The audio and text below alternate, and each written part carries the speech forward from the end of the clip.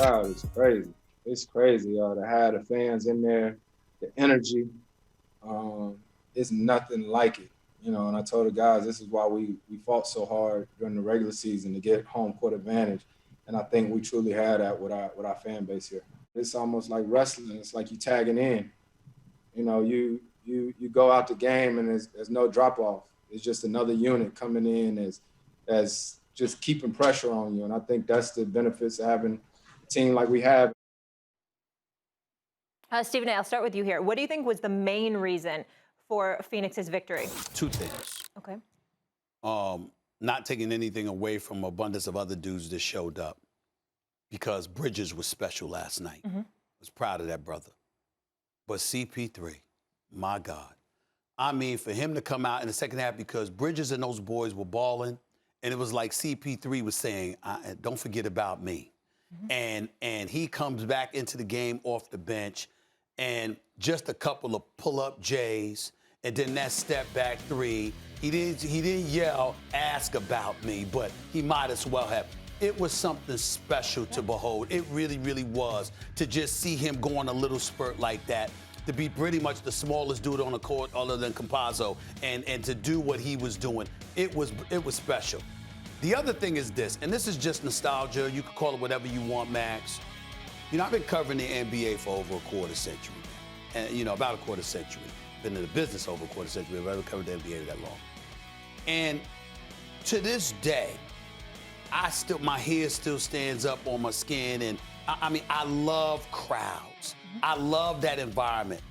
You know, when you used to travel to the Oracle and to watch Clay and to watch Steph rain threes was special. But that Phoenix crowd right there, it's special to watch. I'm going to go out there for a game. It's special to see. They have a true, real home court advantage. And I'm telling you right now, I understand COVID's going on and all of this other stuff.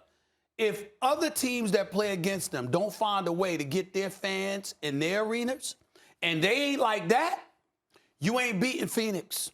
Yeah, I'm telling you right now, that crowd is the proverbial sixth man, and it is special to see. It's a treat to watch this game. You want to be there when you're watching. That's a home court advantage. No question. Especially coming out of social distancing. Yes. And now you see that. You felt like they fed off the energy. 100%. They went on a 39-12 run. Right. That's unreal in like the third to fourth quarter. Yeah. And Chris Paul, also, what you talk about the jump shot, the timing. Chris Paul seems to have the timing exactly right when his team needs He's so what. clutch. But that's not who I'm focused on.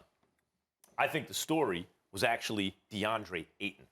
And the reason is, going into these playoffs, and by the way, some of that's Chris Paul. Like, what's Chris Paul's influence going to be on Ayton? Everyone thought that he'd have a positive influence.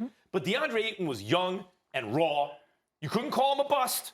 Even though he's in that same draft, Luka went third and Trae Young went fifth. He went first, right? But you still couldn't call him a bust because he's putting up numbers. Who went? Trae went 4, and Luka went 3. They swapped. And Bagley Jr. went 2. And he went 1. And you still couldn't call him a bust because, well, hold on, this is a center, a big, who can do a lot of things. He's already averaging almost like 20 and 10. But how would he react in the playoffs when he has to go up against AD and Jokic? Ooh, that's a disadvantage. He's too green. Nope. Even before AD got hurt, like, he was a problem. You have to account for him. Offensively and now also defensively. Jokic, one of the reasons I was confident in Denver is, what are you going to do about Jokic's passing ability? Even if you can stop him from scoring, which is hard, he can take you out to the three-point line. He can score inside, and he's a genius-level passer with eyes in the back of his head. What are you going to do? Ayton bothered him. Like, Jokic in the second half looked like he had been working. And that's Deandre Ayton, and then Ayton can also get his.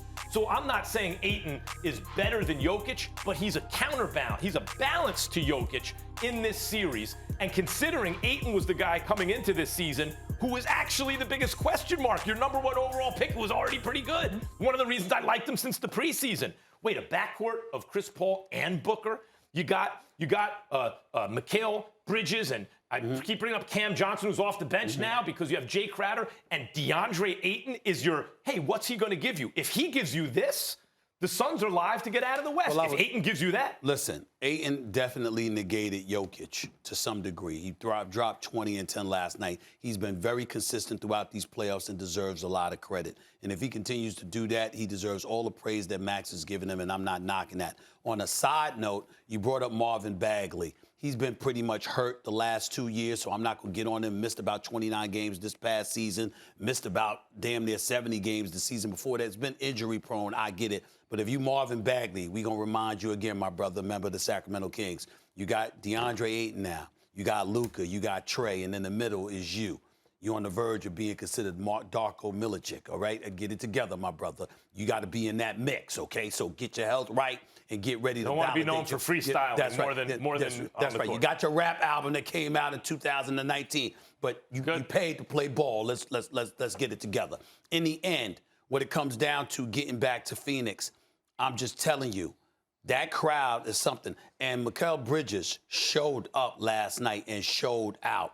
This brother was balling, and I've been a fan of Cameron Payne now, watching him throughout these playoffs, coming off that bench, filling in for CP3 the way that he has. He's aggressive, made some heady mistakes last night, but for the most part, he's been playing very, very well, and he's aggressive. These cats ain't scared of anybody. The only thing is, I will say this that I noticed, Max.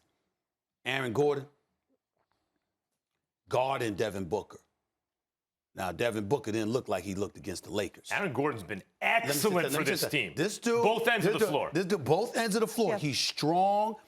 He's a mismatch for almost anybody who's guarding him. You can't leave him alone on the outside. He shoots that with confidence. I understand that, but the point is that he can big boy them. Yeah. And that's a problem, because if he's successful in doing that, Max, then they'll need to bring help. That help might come in the form of an Ayton.